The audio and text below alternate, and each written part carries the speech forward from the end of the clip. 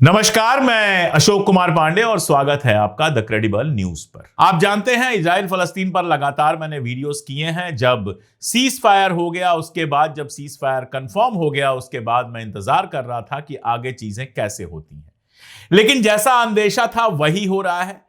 लगातार Israel cease fire का उल्लंघन कर रहा है, लगातार फलस्तीन के साथ दुर्व्यवहार हो रहा है, साथ में बगल के लेबनान को भी नहीं छोड़ा गया है। लेबनान पर लगातार हमले हो रहे हैं और अब जो खबर आ रही है वो बेहद खतरनाक है। ईरान में इंटेलिजेंस एजेंसीज ने यह बताया है कि आयतुल्लाह खामनेई को मारने की प्लानिंग इजराइल कर रहा है, उनको भी टारगेट करने की प्लानिंग है। और भी डिटेल्स है, इसलिए मुझे लगा कि आज आपसे दोबारा बात करनी चाहिए और मिडिल ईस्ट पर आपको अपडेट करनी चाहिए।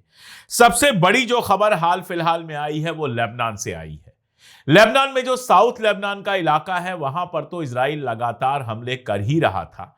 लगातार वहां पर हिजबुल्लाह को निशाना बनाने के बहाने लोगों को, जो वहां रहने वाले हैं, उनको टेरिफाई करने का काम कर रहा था। कुछ इलाकों पर भी अभी तक कब्जा है उसका। कल यह खबर आई कि बेरूत पे उसने एक बड़ा हमला किया और बेरूत में उसने टारगेट किया हिजबुल्लाह के जो टॉप कमांडर हैं हैथम अली ताबताई को। और अब यह खबर लगभग कंफर्म हो गई है कि हैथम अली ताबताई मारे गए हैं। उनके मारे जाने के बाद एक वीडियो जारी किया है रेजिस्टेंस ने, जिसमें 1960 से लेकर अब तक जो उनका पूरा एक सफर रहा है एक रेजिस्टेंस के वॉरियर के रूप में, उस पूरे सफर को इस वीडियो में बताया है। अब देखिए, इस पर जरा सा रुक के, इसके पहले कि हम गजा की तरफ चलें, इस पर थोड़ा सा रुक कर बात करना और समझना बेहद जरूरी है। हिजबुल्लाह को डिसआर्म करने की, यानी उनसे हथियार छीनने की बात लगातार हो रही है। अमेरिका भी लगातार ये इशारे कर रहा था कि इजराइल जो है वो हमला कर सकता है लेबनान में बेरूत के ऊपर या कहीं भी हिजबुल्लाह के ठिकानों पर। जब यह हमला हो गया तो अमेरिका से दो अलग अलग तरह के बयान आए। एक बयान में कहा गया कि हमें नहीं पता था, दूसरे बयान में कहा गया कि कुछ दिन पहले डिस्कस हुआ था लेकिन एग्जैक्ट टाइम और लोकेशन हमें नहीं पता था। सब बेकार की बात है। अमेरिका के साथ मिलकर ही इजराइल, अमेरिका को साथ लेकर ही इजराइल इन हरकतों को अंजाम दे रहा है।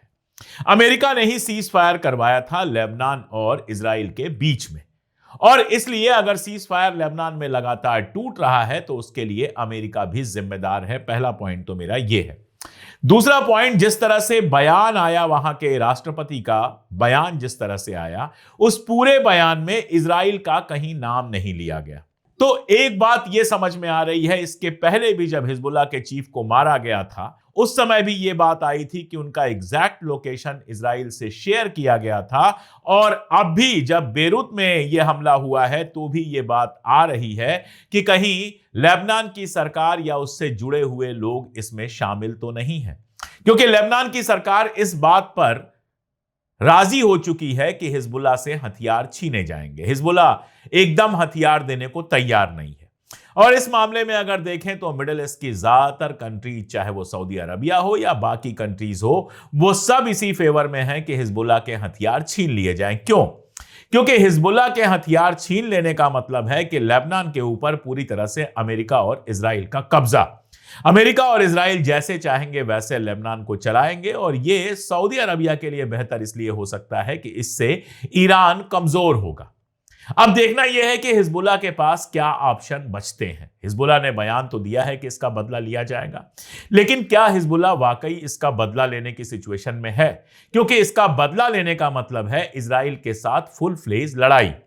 जो लोग मेरे वीडियोस पहले देखते रहे हैं इजराइल फलस्तीन पर, यह बात मैंने हमेशा कही है कि लेबनान के अंदर जो डिवाइड हैं, जो फॉल्ट लाइंस हैं, शिया, सुन्नी, द्रूज, ईसाई, इसके नाम पर जो फॉल्ट लाइंस हैं, उसका फायदा इजराइल हमेशा उठाता रहा है।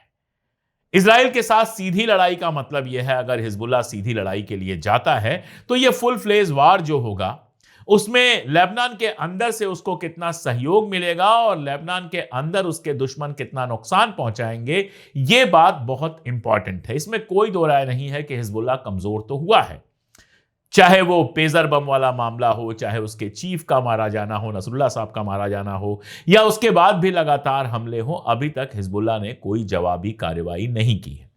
अब हिजबुल्लाह के सामने दो ही ऑप्शन हैं, या तो वो फुल फ्लेज वार में जाए, जो कुछ बचा है सब झोंक दे और इजराइल को जितना नुकसान पहुंचा सकता है उतना पहुंचाए, अपनी ताकत दिखाए, ऐसे में सारी दुनिया उसके दुश्मन होगी। अमेरिका तो है ही इजराइल के साथ, मिडिल ईस्ट के लोग भी इजराइल का ही साथ देंगे, भले डायरेक्टली ना दें, इनडायरेक्टली दें। और दूसरा तरीका है कि चुपचाप खुद को खत्म होता हुआ देखे और जितना मजबूत कर सकता है उतना मजबूत करे, और सही मौका मिलने पर इजराइल के अंदर या फिर लेबनान के अंदर अपने दुश्मनों पर हमला करे। लेबनान के अंदर किसी पर भी हमला करने का मतलब है कि वहां पर गृह युद्ध दोबारा शुरू हो सकता है, जो फाइनली इजराइल को ही फायदा पहुंचाएगा। आप जानते हैं सीरिया पर असद को हटाने के बाद, सीरिया से असद को हटाने के बाद जिस तरह का कब्जा हुआ है, उसके बाद ईरान और हिजबुल्लाह के लिंक टूटे हैं और उसका नुकसान हिजबुल्लाह को हो रहा है। तो फिलहाल लेबनान में आगे क्या होगा यह कह पाना बहुत मुश्किल है। अगर हिजबुल्लाह फुल फ्लेज वार में जाता है तो एक बार फिर से वहां बहुत कुछ ऐसा देखने को मिल सकता है जिसकी उम्मीद किसी को नहीं होगी।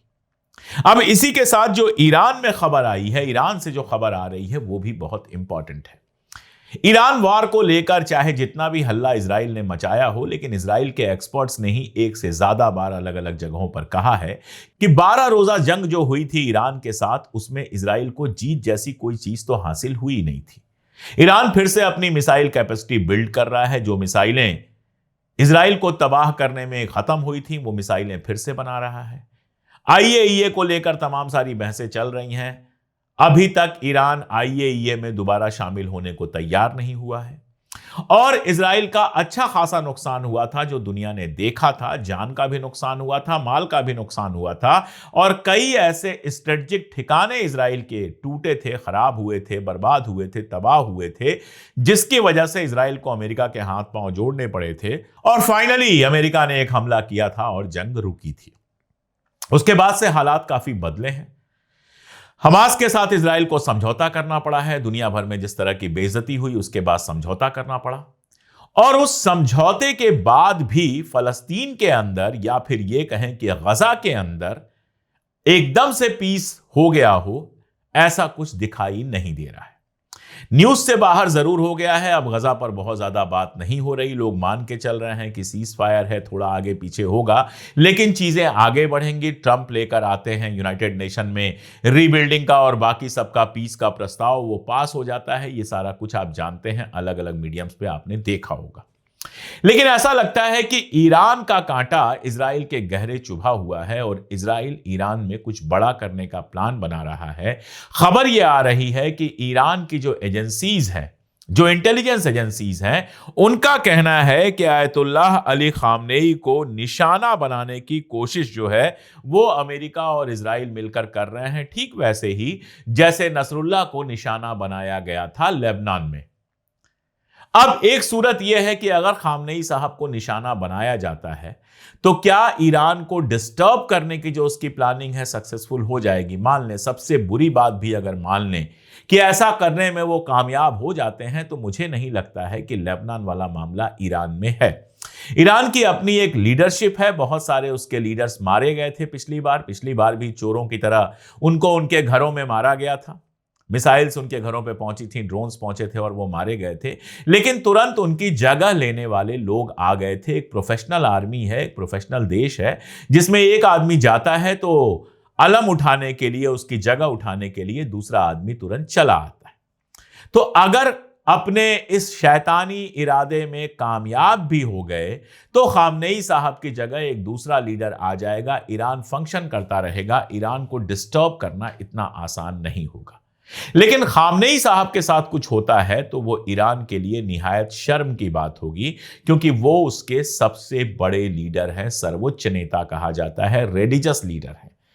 तो ईरान में जब यह खबर आई होगी तो जाहिर तौर पर ईरान पहले से ज्यादा चौकन्ना होगा खामनेई साहब को भी बचाने के लिए और इजराइल या अमेरिका की तरफ से किसी भी हमले के अंदेशे से। मुझे यह लगता है कि ईरान पर हमला करने के पहले ये लेबनान पर पूरी तरह से कब्जा करना चाहेंगे। लेबनान को क्या, ये कहिए कि हिजबुल्लाह को पूरी तरह से कमजोर करना चाहेंगे। अब आगे क्या होता है, जैसा होता है मैं अपडेट करूंगा, लेकिन अभी बात करनी जरूरी है गजा के ऊपर। गजा में यह आरोप लग रहा है कि अभी महीने 2 महीने हुए सीज फायर को और इतने दिनों में कम से कम 500 बार इजराइल सीज फायर तोड़ चुका है, हमले कर चुका है। देखिए, गजा को दो हिस्सों में बांटा गया है, येलो लाइन बनाकर दो हिस्सों में बांटा गया है। और गजा का जो हिस्सा इजराइल की तरफ लगता है वहां इजराइल की आर्मी अभी भी है। तो उस इलाके में तो सब कुछ वैसे ही चल रहा है जैसे पहले चल रहा था। वहां पर हमास के नाम पर आम लोगों को भी लगातार मारा जा रहा है, घर गिराए जा रहे हैं। तमाम वीडियोज आए हैं जिनसे पता चलता है कि ये सारी हरकतें हो रही हैं। लेकिन जिस इलाके से कहा गया था इजराइल को पूरी तरह से खाली करने का, उस इलाके में भी हमले जारी हैं। अगर गजा के मीडिया की बात करें तो शनिवार की शाम तक, यानी आज मंडे है, शनिवार की शाम तक 497 टाइम्स जो हैं हमले हुए हैं, या युद्ध विराम की जो शर्तें हैं उनको तोड़ा गया है। और ये जो हमले हुए हैं इसमें 342 लोग मारे गए हैं, जिसमें ज्यादातर बच्चे हैं, महिलाएं हैं और बुजुर्ग हैं। इसके अलावा 875 यानी 875 लोग घायल हुए हैं। और इजरायली सेना जो है वो छापेमारी और घुसपैठ के दौरान 35 लोगों को हिरासत में लेकर गई है। यह सारा कुछ सीज फायर का साफ उल्लंघन है। अगर अलग अलग करके देखें तो सीधी जो गोलीबारी होती है उसमें 142 लोग मारे गए हैं। 142 बार ऐसा हुआ है कि सीधी गोलीबारी हुई है। जो आर्मी के व्हीकल हैं, आर्मी के जो वाहन हैं, वो रेजिडेंशियल या फिर एग्रीकल्चरल जो इलाके हैं उनमें 21 बार घुसे हैं। जमीन, हवाई या तोपखाना जो उनका है, उस तोपखाने से 228 बमबारियां हुई हैं, जिसमें घर और नागरिक तबाह हुए हैं। इसके अलावा 100 और मामले हैं जिसमें जानबूझकर घरों को तबाह किया गया है। यह मैंने डेटा आपको इसलिए दिया कि आप समझ सकें कि सीज फायर के बावजूद वहां किस तरह की हत्याएं चल रही हैं, किस तरह का काम चल रहा है। इसके साथ अगर आप देखें तो जो वेस्ट बैंक है, पश्चिमी किनारा जो है वेस्ट बैंक है, वहां पर से जो बने हुए हैं, जो शरणार्थी शिविर बने हुए थे, जहां ये लोग रह रहे थे, रिफ्यूजी कैंप बने हुए थे, उनमें से कई रिफ्यूजी कैंप्स को खाली कराया गया है। लोग बाहर निकाले गए हैं और लोगों के पास अब रहने की जगह नहीं है। लोग नए कैंप की तलाश में हैं। यह सारा कुछ ह्यूमन राइट वायलेशन भी है। अगर सिर्फ 24 नवंबर की बात करें तो इजरायली सेना ने वेस्ट बैंक में रेड्स मारी और 16 फलस्तीनियों को गिरफ्तार कर लिया। कहा कि ये आतंकी गतिविधि में शामिल थे, ये टेररिस्ट थे। ये बड़ा आसान है इजराइल के लिए कि किसी को भी उठाए और कह दे टेररिस्ट है। इसके अलावा भी इस तरह की घटनाएं तमाम हुई हैं। ये एक वीडियो मैं देख रहा था, मुझे लगा कि आपको मैं दिखाऊं। इस बच्ची के घर पे बम गिरा, ये परेशान हो गई कि कहीं मेरे बाप जो हैं वो इसमें शहीद ना हो गए हों। उनको तलाशते हुए पहुंची, परेशान रही और फाइनली उसे पता चला कि उसके बाप बच गए हैं। तो उसके चेहरे पर जरा सी राहत दिखाई दी। और सिर्फ इतना ही नहीं है, आपको याद है कि वादा यह किया गया था कि गजा में खाने पीने की कोई कमी नहीं होगी। लेकिन यूएन की रिपोर्ट बताती है कि सीज फायर के बावजूद गजा में खाने और पानी की कमी की वजह से 460 मौतें हुई हैं और तकरीबन 2 बच्चे रोज इसके असर में आ रहे हैं। या तो उनको माल नरिशमेंट हो रहा है या फिर वो भूख से मर रहे हैं। यानी खाना और पानी जो मिनिमम चीज थी वो भी उस तरह से नहीं पहुंच रही है जिसकी उम्मीद थी। इसके अलावा वहां के अस्पताल तो ज्यादातर जमींदोज कर दिए गए हैं, तबाह बर्बाद कर दिए गए हैं। तो 15,000 लोग कम से कम हैं जो चिकित्सा के इंतजार में हैं, जो इस इंतजार में हैं कि कोई आए और उनका इलाज करे। और इजराइल लगातार ये काम कर रहा है कि जो एड आ रही है, जो डॉक्टर्स और बाकी सब भेजा जा रहा है, उनको वो रेस्ट्रिक्ट कर रहा है। उधर ट्रंप ने जो बोर्ड ऑफ पीस बनाया है, कहा यह गया कि बोर्ड ऑफ पीस जो है वो फलस्तीन की देखभाल करेगा, उसके रीडेवलपमेंट का काम करेगा, सब कुछ करेगा। लेकिन खबरें यह आ रही हैं कि जमीन कब्जे का जो पुराना प्लान था, याद होगा आपको, ट्रंप ने एक वीडियो जारी किया था जिसमें गजा को रिविएरा बनाया गया है, वहां डांस हो रहा है, मांस भूना जा रहा है और लड़कियों के साथ ट्रंप डांस कर रहा है। सपना तो वही है।